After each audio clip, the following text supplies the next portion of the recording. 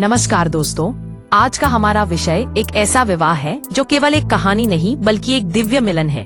क्या आपने कभी सोचा है कि जब दूल्हा और दुल्हन स्वयं ईश्वर और शक्ति हों, तो वह विवाह कैसा होगा?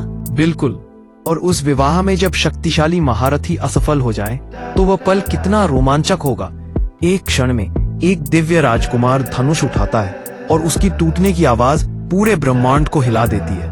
क्या आपको पता है कि उस धनुष भंग की आवाज सुनकर देवताओं ने क्यों पुष्पवर्षा की? आज हम विवाह पंचमी के असली रहस्य की चर्चा करेंगे। वह कोई साधारण तिथि नहीं है। यह वह दिन है जब भगवान श्री राम और देवी सीता का दिव्य विवाह हुआ था। इस विवाह को देवताओं ने देखा और ऋषियों ने सराहा।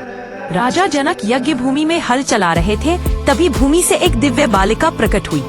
यह थी सीता। उनके चेहरे पर शांति और आँखों में करुणा थी। जनक ने भगवान शिव का विशाल धनुष रखा था, इतना भारी कि बड़े बड़े योद्धा उसे हिलाने में भी असफल रहे। जनक ने कहा, जो इस धनुष पर कृत्यंचा चढ़ाएगा वही सीता का वर होगा। यह सुनते ही अनगिनत राजकुमार मिथिला आए, लेकिन एक के बाद एक सभी असफल हुए। सभा में निराशा छा गई। अभी भी महर्षि विश्वामित्र श्री राम और लक्ष्मण को लेकर जनकपुरी पहुँचे।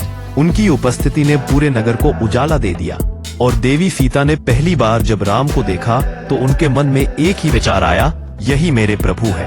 राम ने धनुष की ओर बढ़ते हुए सभा में पूर्ण मौन बना दिया और जब उन्होंने धनुष उठाया और धड़ाम की आवाज आई तो देवताओं ने पुष्प वर्षा की। यह वह क्षण था जिसने संसार को बता दिया राम ही सीता के योग्य है। और जब सीता ने जयमाला राम के गले में डाली तो पूरा जनकपुर गूंज उठा। राजा दशरथ चारों पुत्रों सहित भव्य बारात लेकर मिथिला आए। नगर दियों से जगमगा उठा और हर घर उत्सव में डूब गया। महर्षि विश्वामित्र, वशिष्ठ और शतानंद की उपस्थिति में विवाह आरंभ हुआ। अग्नि के चारों ओर सीता और राम ने 7 कदम चलते हुए एक दूसरे के प्रति वचन दिए। हर कदम एक वचन था जो धर्म, प्रेम, सम्मान, समर्पण, निष्ठा, समृद्धि और मर्यादा का प्रतीक था। ये विवाह केवल एक समारोह नहीं बल्कि धर्म और शक्ति का मिलन था।